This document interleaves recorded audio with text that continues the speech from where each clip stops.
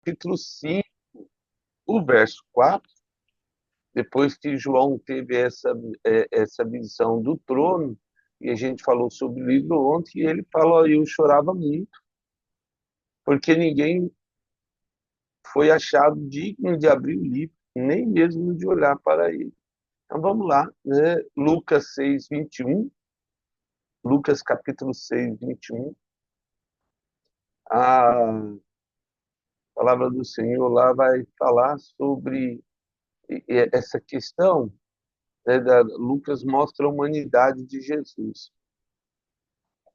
Nós já falamos, né, as bem-aventuranças lá de Mateus, e Lucas fala, bem-aventurado vós que agora tendes fome, porque sereis fartos, né? Bem-aventurado vós que agora chorais, porque havereis de rir. Então aí, né, essa necessidade do cristão em se compadecer com aqueles que estão na nossa volta, se compadecer com aqueles que sofrem, que passam por lutas, e aí a nossa empatia, nossa compaixão, nossa misericórdia alcança essas vidas. E por isso ele chorava muito, porque ele via o futuro, essa questão das guerras, das lutas, da humanidade. É isso que a humanidade ela luta contra si mesma, quando na verdade ela devia lutar contra o diabo e os anjos dele, contra principado e potestades. A humanidade é uma única só. Ela não é dividida em nações, ela não é dividida em reinos, ela não é dividida em países. É humanidade. Deus criou homem e mulher, um só. Homem e mulher os criou. Então, assim, essa mentira do diabo, essa regionalização, essa questão da localidade foi criada pelo diabo aí. Eu creio que Deus permitiu as línguas, lá em Gênesis 10, a gente já viu isso aí, na construção da Torre de Babel, porque o homem estava buscando algo que, se ele continuasse naquela pegada, com certeza ele ia conseguir. E Deus dá a divisão de línguas para eles perderem tempo nas coisas pequenas, e as coisas grandes ele tem deixado para trás.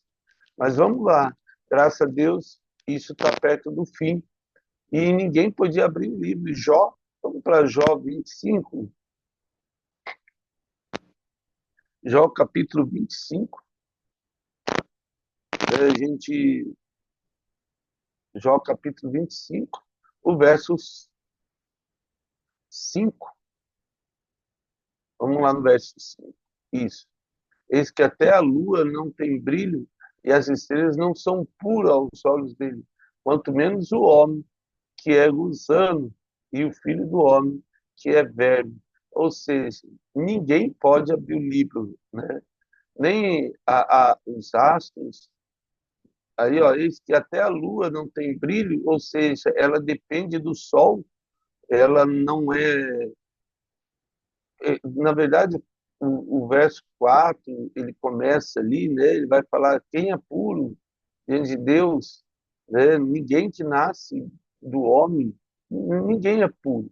A verdade é essa. Só colocamos esse texto aí para ver a nossa pequenez. Isso aí ele vai falar que a nossa justiça é como trapo de imundícia. Nós não temos capacidade nenhuma de estar no altar de Deus, quem dirá de abrir o livro. E aí chegamos no verso 5, né? Aí ele vai falar assim: todavia, um dos anciãos me disse: não choreis, eis que o leão, o verso 1, 5, né? Eis que o leão da tribo de Judá, a raiz de Davi, né? Ele diz lá: vem do céu para abrir o livro e seus 7 selos. Maravilha, né? Então vamos lá. Então, os anciãos aí, Apocalipse, todavia, os anciãos, né? Vamos lá para Apocalipse 4, de 1 a 11, a gente já falou dos anciões, só para a gente retomar. Apocalipse 4, verso 4, ele vai tratar exatamente disso. Nós sabemos que são 12 apóstolos, mais 12 santos aí, pode ser os patriarcas, pode ser outros convertidos. Eu acredito que deve ser é, judeu, é, porque eu já tenho a representatividade da igreja. Eu creio que nesse ponto aí é igual aparece em 1 Coríntios 13, né? Quando o apóstolo Paulo vai falar sobre o amor, e aí ele fala, em parte conhecemos, que é o Velho Testamento, em parte profetizamos, que é o Novo Testamento. Uma vez que eu tenho os apóstolos, eu já tenho os alicerces da igreja, então eu acredito que deva ser os patriarcas, aí 12 patriarcas, né, de Israel, que devem completar esses 24 tronos. E nós temos um trono único, que é o altar do Senhor, né? Nós estamos à destra de Jesus ali, a autoridade nos foi dada. Esses tronos ficam em volta.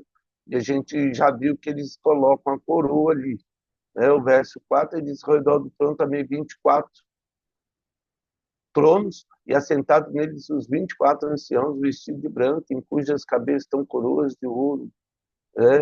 Então a gente falou sobre isso.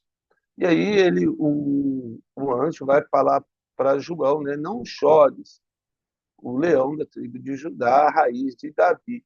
Gênesis 49, 9, vamos lá para Gênesis 49, nós já falamos sobre isso aí. Gênesis 49, 9, aí a bênção de Judá, o verso 9, Judá é leãozinho da presa subiste, filho meu, e curva-se e deita como leão, e como leoa, quem despertará? O leão não precisa de advogado.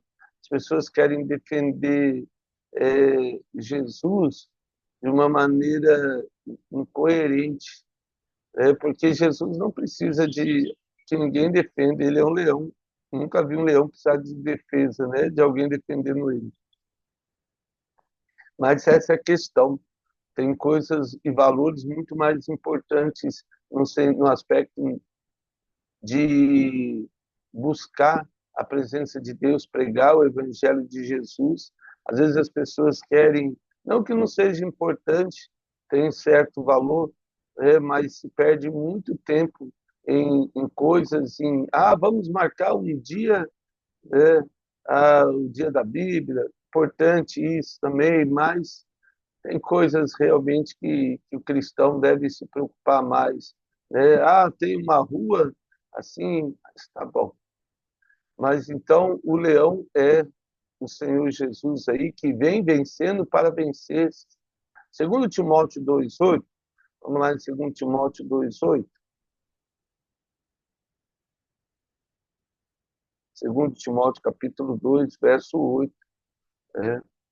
Lembre-te de Jesus Cristo ressuscitado dentre os mortos, descendente de Davi, segundo o meu evangelho.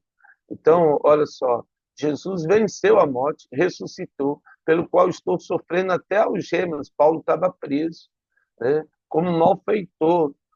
Contudo, a palavra de Deus não está algemado. Então, ele não estava preocupado com isso. José do Egito ficou algemado por muitos anos e isso não foi, né, importante para que ele não testemunhasse do amor de Jesus. Por essa razão, tudo suporta, e aí tem 1 Coríntios 13 de novo, o amor tudo suporta, tudo sofre, né? Por essa razão, tudo suporta por causa dos eleitos, a saber, eu e você, porque também eles obtiveram salvação. Hebreus 11 vai falar isso, né? Homens que o mundo não foi digno, tem a salvação do Senhor, que está em Cristo Jesus com eterna glória. Fiel é esta palavra. Se já morremos com Ele, também viveremos com Ele. Né? Se perseverarmos também com Ele, reinaremos. Se o negarmos, Ele, por sua vez, o negará. Se somos infiéis, Ele, e aí, ó, ele, se, ele permanece fiel. Não é por causa de quem quer ou quem corre, como diz o apóstolo Paulo em Romanos, capítulo 9, né, e 8, quando ele fala sobre a eleição, pois de maneira nenhuma pode negar-se a si mesmo. Então, assim, o que a gente vê? essa carta de João, de Apocalipse, ela era muito importante, porque o Império Romano estava matando muitos cristãos. Então, eu tenho aí o imperador Tito, ainda que estava muito fresco, ele na década de 80, né, ele entra e destrói o templo, tudo. Né? Então, João vai viver tudo isso. Os cristãos estavam sendo queimados vivos, cortados suas línguas, lançados no Coliseu, mortos por feras. Então, assim, é, é, isso que é mais tremendo, porque o cristão, independente de todo esse tormento humano, essa maldade, né, essa crueldade, eles ainda pregavam de Jesus. Os valores realmente eram bem diferentes dos nossos hoje. Né? Graças a Deus que no Brasil a gente tem liberdade. Não existe um país que tenha mais liberdade para pregar o Evangelho do que Jesus, do que o Brasil. Eu vejo assim, a gente tem muita liberdade, muita liberdade, né? De levar folheto, de entregar folheto, de falar do nome de Jesus, de testemunhar Jesus. Eu acredito que esse é o nosso maior papel, testemunhar de Jesus, falar de Jesus. O ruim é quando a gente fala de muitas outras coisas e esquece de falar de Jesus. Né? O Evangelho da graça é a salvação. Isso é importante. Esse é o Evangelho de Jesus. Né? Como diz a grande comissão, em Mateus 28, ide, portanto, pregar a todas as nações, né? Batizando, curando. Esse é o nosso papel. Mateus 1, 1. Vamos lá para Mateus 1, 1. Não tem como não falar do leão, que é Jesus aí. Esse é o livro da genealogia aí de Jesus. Do 1 até o verso 20, a gente vai falar aí sobre, e é legal, porque ó, ele começa ali, ó, Jesus Cristo, filho de Davi, filho de Abraão. E aí ele começa, Abraão gerou, então eu tenho essa genealogia, né, e vai indo, passa por Raabe, que era uma prostituta, né, e aí ela, e depois, olha só, é, tem o Salmão, né, ele vai casar com Raabe, e aí vai gerar aí Boaz, e esse vai casar com uma moabita, Ruth. Então, se você pegar lá em Mateus, Mateus é até melhor, quando fala da genealogia, porque pega ali só, daqui vai desde, pode ir indo aí, pode ir até o verso 20, até o verso 20, né? Ele vai falar sobre a genealogia de Jesus. Ó, enquanto ponderava nessas coisas, eis que um sonho, um anjo do Senhor dizendo, vai falar para José, José, filho de Davi, não temas receber Maria, tua mulher, porque nela foi gerado o Espírito Santo. Então aí chega no José, filho de Davi, ele vem dessa descendência e, na verdade, ele vem, né, e isso é bem legal, a linhagem aí de Maria, ela vem de Salomão, a linhagem de José, ela vem de Natã, né? Todos dois vieram da linhagem de Davi. E lógico que Jesus vem dessa linhagem aí, do leão da tribo de Judá. Então, só para dar aí a autoridade da descendência davídica de Jesus. Hebreus, capítulo 7, verso 4. Vamos lá para Hebreus 7, 4. Hebreus, capítulo 4, 7, verso 4. Hebreus 7, verso 4. Olha só, considerar, pois, como ele é grande, esse é quem Abraão, o patriarca, pagou o dízimo, tirado dos melhores despojos. Ora, o que dentre os filhos de Levi recebe os sacerdotes tem mandamento de recolher, de acordo com a lei, os dízimos do povo, ou seja, dos seus irmãos, embora tenham estes descendido de Abraão. Entretanto, aquele cuja genealogia não se inclui entre eles, estava falando aí de Melquisedeque, recebeu o dízimo de Abraão, abençoou o que tinha as promessas. Olha só, Melquisedeque, que não era da tribo de Levi, que não era descendente de Abraão, abençoou aquele que tinha promessa, ou seja, a promessa da vinda de Jesus. Evidentemente, é fora de qualquer dúvida que o inferior é abençoado pelo superior. Ou seja, o que ele quer dizer? Que Abraão era inferior a Melquisedeque. Aliás, aqui são os homens mortais, os que recebem o dízimo. Porém, ali, aquele que se testifica que vive, e por assim dizer também Levi, que recebe o dízimo, pagou na pessoa de Abraão. Ou seja, ele pagou alguém que é maior do que ele. Porque aquele, e ó, Levi, que era o sacerdote, que recebia o dízimo, deu o dízimo a Melquisedeque, que não era nem descendente de Abraão, nem de Levi, porque aquele ainda não tinha sido gerado por seu pai quando Melquisedeque saiu ao encontro deste. Olha só, Isaac, o filho da promessa, não tinha nem nascido, mas Melquisedeque recebeu disso. Então, assim, Deus faz umas coisas que são tremendas e coloca esses pensamentos humano nosso, a nossa pequenez por terra, né? Então ele pega ali e fala, olha, porque Hebreus é muito importante, porque os judaizantes, eles vinham infiltrados nas igrejas, a gente já viu isso nas cartas, né, de Apocalipse, que eles vinham infiltrando dentro das igrejas, contaminando o evangelho da graça com a lei. E Deus coloca no autor de Hebreus e fala, gente, para com isso. Porque Abraão, sendo o filho ou pai da promessa, né, aquele que deveria receber a promessa, era inferior, né, à ordem de Melquisedeque.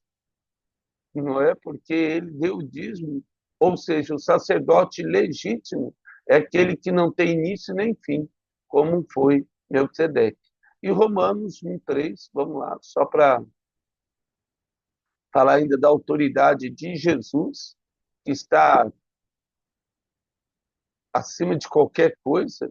Romanos 1:3, olha só, ele chega com respeito ao seu filho, o qual, segundo a carne, veio da descendência de Davi e foi designado filho de Deus com poder segundo o Espírito de santidade, pela ressurreição dos mortos, a saber, Jesus Cristo, nosso Senhor, por intermédio de quem vivemos e a receber graça e apostolado por amor do seu nome, para a obediência por fé entre todos os gentios, e cujo número sois também vós, eu e você, chamados para seres de Jesus Cristo. Amém. Até aí. Então, olha só, é, toda hora, qual que era a questão dos judaizantes? Eles vinham nas igrejas e queriam diminuir o poder de Jesus, até a linhagem de Jesus. Eles contestavam muitas vezes, né? Apesar de ter tudo escrito, está lá, não tem como negar. E aí os apóstolos, eles colocavam isso toda hora. Falei, gente, para de ser bobo aí, vamos ler a Bíblia aqui, ó. Vamos ler a genealogia. Por isso que é tão importante, às vezes a gente não entende porque tem duas genealogias. Mateus você vai ter de Davi até Jesus, e Lucas nós vamos ter de Adão até Jesus. Né? Então eu tenho toda essa linhagem aí que permeia para que não haja sombra de dúvida que Jesus é a raiz de Davi. Né? A raiz ali que brotou, que sempre teve ali vivo. E aí, a raiz de Davi, Isaías 11, vamos lá para Isaías 11, Isaías capítulo 11, verso 1, de Isaías 11, 1. Do trono de Jessé sairá. Então, vamos lembrar que Isaías está aí, né, aproximadamente aí, 500 anos, 400 anos antes de Cristo, mais ou menos 400 anos. Do trono de Jessé sairá um rebento, e das suas raízes um renovo repousará sobre ele. O Espírito do Senhor, o Espírito de sabedoria, de entendimento, o Espírito de conselho e de fortaleza, o Espírito de conhecimento e de temor do Senhor. Então aí eu tenho 7 Espíritos de Deus, as 7 tochas, né? Essa é a raiz de Davi. Deleite-se-á no temor do Senhor, não julgará segundo a vista dos seus olhos, nem repreenderá segundo o ouvido dos seus ouvidos, mas julgará com justiça os pobres e decidirá com equidade a favor dos mansos, os que têm empatia da terra. Ferirá a terra com a vara e de sua boca, e com o sopro dos seus lábios matará o perverso. A justiça será o cinto de seus lombos e a fidelidade o cinto dos seus rins. O lobo habitará com o cordeiro. E é legal porque aqui a gente já começa a ver sobre o que vai ser. O lobo habitará com o cordeiro e o leopardo se deitará junto com o cabrito. O bezerro e o leão novo e o animal cevado andarão juntos. E um pequenino os guiará. Nossa, que legal vai ser, né? A vaca e a ursa pastarão juntas, e as suas crias juntas se deitarão. O leão comerá palha como o boi. Então, assim, vai ser todo mundo vegetariano, né? Depois. A criança de peito brincará sobre a toca da aspa, e o desmamado meterá a mão na cova do basílico. E não se fará mal, nem dano algum em todo o seu santo monte, porque a terra se encherá do conhecimento do Senhor, como as águas cobrem o mar. Naquele dia recorrerão as nações à raiz de Jessé, que está posta por estandarte dos povos, a glória lhe será morada. Ou seja, tem aí, depois do milênio, todas as nações vão voltar para o Senhor Jesus, porque a gente vai viver 1000 anos. Um grupo, infelizmente, vai tentar de novo, Satanás é solto, a gente vai ver isso, e eles vão tentar de novo destruir o reino de Deus. Gente, pensa, nós vamos estar vivendo 1000 anos com Jesus, 1000 anos. Nós somos a igreja, então a gente tem uma outra ação, né? Mas quem casar e ter filhos aqui na Terra vão continuar casando e tendo filhos, casando e tendo filhos. Depois de 1000 anos, Satanás é solto e as pessoas vão se tornar insatisfeitas. Como é que pode isso? Meu Deus, insatisfeitos e vão querer voltar uma corrupção, né? A maldade está enraizada mesmo na nossa alma. Deus que me perdoe, né? Na nossa carne está presa ali. Só Jesus para arrancar isso de nós, né? Dessa insatisfação diária, sei lá. Então o povo se volta, mas Jesus está mostrando exatamente isso. Isaías mostra isso. E aí depois ele vai falar, né, da restauração aí de toda a humanidade, de Israel também, né? Porque daí ele já completa ali as 70 semanas, tudo. Mas aqui até vai ter a questão da Nova Jerusalém, que vai descer do céu, tudo. Depois a gente vai falar sobre isso. Bem legal também. E aí, né, venceu e abriu os livros aí, os selos. Vamos para Colossenses 2,14? Colossenses 2,14. Então, né, Davi venceu para abrir, a raiz de Davi venceu para abrir o livro e os 7 selos. Vamos ver o que vai ser agora, né? Então, lá em Colossenses 2,14, nós temos aí o verso 14, tendo cancelado o escrito de dívida que era contra nós e que constava de ordenanças, o qual nos era prejudicial, está falando da lei, removeu inteiramente, encravando-a na cruz e despojando os principados e potestades, publicamente os expôs ao desprezo, triunfando deles na cruz. Ou seja, o despojo somos nós. Deus nos deu, a gente já viu que Deus deu a nós como presente para Jesus. E Jesus foi até o inferno, pegou o cativeiro, o paraíso, humilhou os principados, potestades, ninguém ousou a impedir o desfalque do inferno, e Deus simplesmente arrancou o paraíso do inferno, a gente já viu isso, e levou o triunfante aos céus, o paraíso, para onde nós devemos ir depois, quando Jesus nos chamar, seja arrebatados ou seja pela morte, não importa, o fato é que nós estaremos em breve com o Senhor Jesus. Então ele humilha os principados e potestades, tirando da casa deles, né? Então as portas do inferno não prevalecerão, né? Deus foi lá e arrancou, as portas estavam fechadas, estavam lacradas. É como Sansão, quando ele sai da cidade fechada, trancada, e ele arromba a porta e carrega ela, a porta. Assim foi Jesus, triunfante, né? Ele simplesmente nada impediu Sansão que ficasse preso na cidade. Sansão é bem legal porque traz essas questões do triunfo de Jesus. Então vamos lá, Efésios 1:19, vamos lá para Efésios 1:19, né? Efésios 1:19, depois a gente vai para Efésios 4:12. 1:19.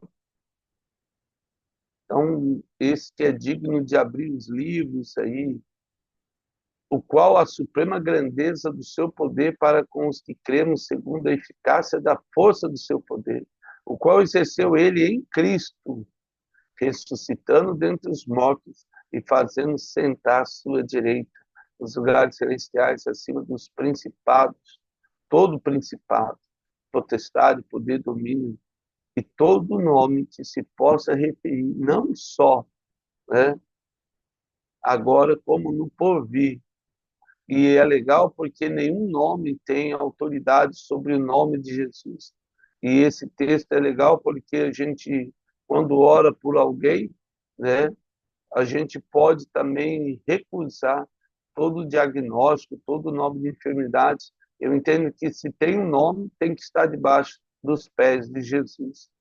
Todo qualquer nome, toda qualquer enfermidade, seja ela câncer, seja ela lepra, seja dor de cabeça, não importa, leucemia e assim por diante.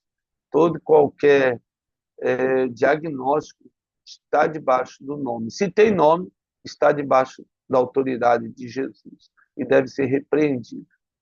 Só para mostrar o poder e a grandeza do nome de Jesus. E só aí, para terminar esse verso, Efésios 4, verso 12. Efésios 4, verso 12. E aí depois a gente vai falar, a partir do verso 6, é bem legal, e já começa aí o triunfo, só que no capítulo 6 que a gente vai ver de verdade o selo sendo aberto. Efésios 4, o verso 12, ele vai dizer assim, ó, com vistas ao aperfeiçoamento dos santos para o desempenho do seu serviço, para a edificação do corpo em Cristo, até que todos chegamos à unidade da fé e o pleno conhecimento do Filho de Deus, a perfeita varonilidade, à medida da estatura da plenitude de Cristo, para que não mais sejamos como meninos, agitados de um lado e do outro, e levados ao redor por todo o vento de doutrina, pela artimanha de homens, pelas astúcias com que induz ao erro, mas seguindo a verdade, em amor, cresçamos tudo naquele que é o cabeça, Cristo, de quem todo o corpo bem ajustado, e aí ele continua, e segundo a justa cooperação de cada parte, né, efetua o seu próprio aumento para edificação de si mesmo em amor. Não precisa dizer nada, o homem tem que parar, nós, né, de sermos guiados por todo e qualquer vento de doutrina, todo qualquer ensinamento de homens aí, que acaba seduzindo o coração e levando, né, a vergonha do Evangelho. E aí, pregar de Jesus. Nosso papel é pregar de Jesus. O resto, como diz o Senhor Jesus, dê a César o que é de César e a Deus o que é de Deus. Este mundo jaz do maligno, diz a palavra do Senhor. Então, já que é dele, deixa ele ficar com o mundo, aquilo que ele tem, a política dele, as filosofias dele. Isso não é importante para nós. Como diz o apóstolo Paulo, em um tempo ele tentou, né, querer falar sobre isso, e aí depois ele viu que isso não ajudava o reino. Ele falou: agora pregue Jesus, a saber, o Cristo crucificado. Então, Paulo não perdia mais tempo com. E olha que ele era conhecedor, mas ele viu que isso era perda de tempo, de muitas coisas, então ele falou: agora eu só vou pregar de Jesus e é só isso que importa. E ele fez muita diferença pregando de Jesus. Que Deus nos dê sabedoria, assim como o Moody, que pregava e levava uma alma para Cristo todos os dias, né? Isso me sinto até envergonhado. Falo: nossa, todos os dias levava alguém para Jesus. Imagina o galardão desse homem, né? Ele tinha como propósito de vida falar do amor de Jesus, pregar do amor de Jesus, levar alguém a ser salvo todos os dias. Que Deus dá essa unção sobre nossas vidas, em nome de Jesus. Ó Pai, quero agradecer por estarmos nesse dia, sabedores da Tua verdade, Pai, conhecedores da Tua graça. Nos oportunize, ó Deus, momentos para testemunhar do Teu Evangelho, levar almas até Jesus. Ó Deus, não deixa o mundo apagar aquilo que o Senhor tem de promessas sobre nossas vidas. Não deixe que o mundo interfira e falarmos do Teu amor para as vidas que estão próximas de nós, que elas sejam salvas. Tenha misericórdia de nós, ó Deus, para que possamos fazer aquilo que o Senhor nos pede, ó Pai. É que eu lhe imploro em nome de Jesus. Dá-nos um dia de vitórias em Ti, no nome de Jesus. Amém. Amados, que honra estarmos juntos. Que Deus abençoe nossas vidas, abençoe o final de semana, em nome de Jesus, segunda estamos de volta aí.